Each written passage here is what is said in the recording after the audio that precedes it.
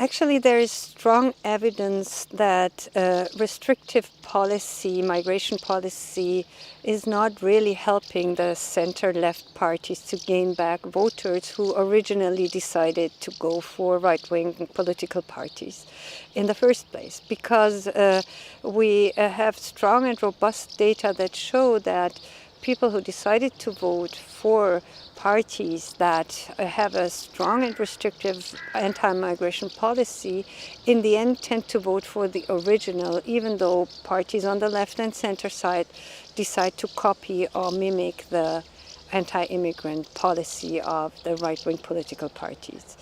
And I actually do think it would be more consistent to just show the voters that the policy that these parties are going to offer, that they will harm the European countries on the long run. Germany, for example, is in strong need for immigrants. Actually, Germany needs more immigrants than ever since World War II.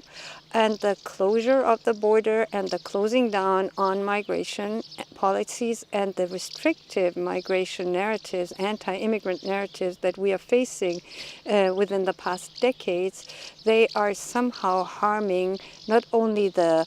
political composition of the society, but in the long run they will make Germany less attractive. And all countries around Europe, all countries around Germany, including Poland, France, UK and Italy, are going to compete for immigrant workforce within the decade to come. And we are facing this new situation that countries like South Korea and Japan are also entering the migration market. So they will compete for the same immigrants that Germany will need in terms of high-skilled immigrants and relevant skilled immigrants. There is a strong agenda setting of right-wing political parties, and they make the whole migration issue very salient. And when something becomes salient, which means that population is interested in talking about it, media is showing it, and